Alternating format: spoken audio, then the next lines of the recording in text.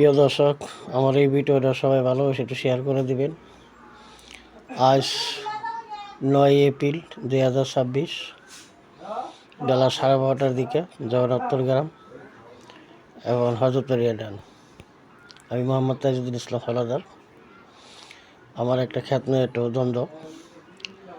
তো মোল্লাবাড়ির সামনে আর বিপক্ষ মোতামুল্লারা দুই ভাই কয়েকজন মানুষ নিয়ে বসা ছিল।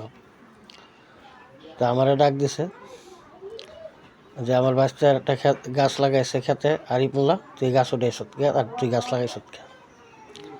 কারণ আমি বললাম যে আমার ক্ষেত, আমি গাছ লাগাইব না তো লাগাইব কেনা। তো বললো তোর ক্ষেত, তুই কি রায় পাই গেছস?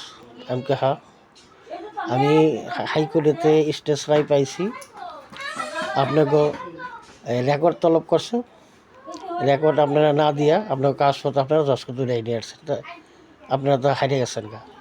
আর আমার এই স্টেজ রায় দিছে, আমার সে তো ক্ষমতা বস্তু দিছে। এখন বৌদ্ধ হলের মালিক আমি, আগেও বৌদ্ধ হল মালিক ছিলাম আমি, আগেও আজীবন স্টেজ রায় ছিল, এখনও হাইকোর্টে থেকেও।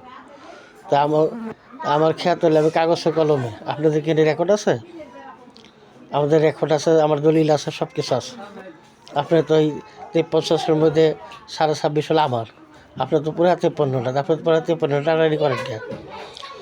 পরে কয় আমারে হুমকি দেয়, কয় তোর রায় বাই করুম, তোর খবর আছে, তুই বহুত জ্বালাইতেছ। তখন আমি কইলাম খবর আমার না, খবর আপনার আছে। কেন? হাইকোর্টে থেকে স্টেজ রায় দেওয়া সত্ত্বে, রেকর্ড তলব করা সত্ত্বে, আপনাদের দুইটা আদেশ এই বাদ করে দেওয়া সত্ত্বেও, নোটিশ দেওয়া সত্ত্বেও আপনারা আপনাদের কাগজপত্র জজ করে তুলে নিয়ে আসছেন। তা আপনারা কিসের আশায় এখন দাবি করেন? এখন তো আপনার মামলায় হেরে গেছেন গা। আবার আমার যাতে রায় না হয় এই জন্য আপনারা কাগজপত্র আটকায় রাখছেন ঘুষ দিয়া। এখনও রিমান্ড দেওয়ার পরও এখনও দুইটা নথি দিতেছে না, এই দুইটার লিগেও শুনানি হইতেছে না। এখন যে স্টেজ রায় দিচ্ছে, আমি ক্ষমতা অবস্থা, আমি বদ্ধ হল, আমি করো।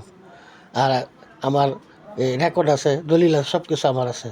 তো আমার জমিনকে আপনি নাকি, আপনি আমার জমিনে বকদল করবার এই হুমকি দেন কিলিয়া? দেখেন চোরের মাল কি বড় গলা।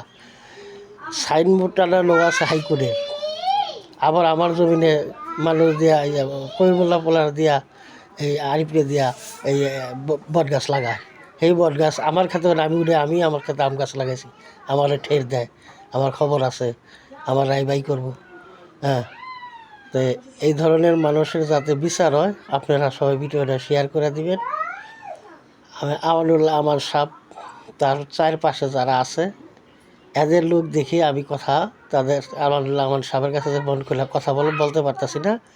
এই ভিডিওর মাধ্যমে যে আমানুল্লাহ আমাদের কানেও যায় এবং তারেক রহমানের কানেও যায় এবং যারা আইন প্রশাসন আছে তাকে কানেও যেন যায়। এই জুলুম অত্যাচারীর বিচার যেন জরুরি ভিত্তিতে হয়।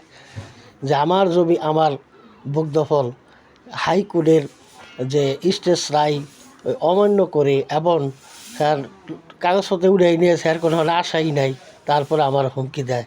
এই হুমকির জন্যে আমি সরকারের কাছে আবেদন করছি এই ধরনের জুলুমকারীর বিচার যেন হয়। ধন্যবাদ সবাইকে।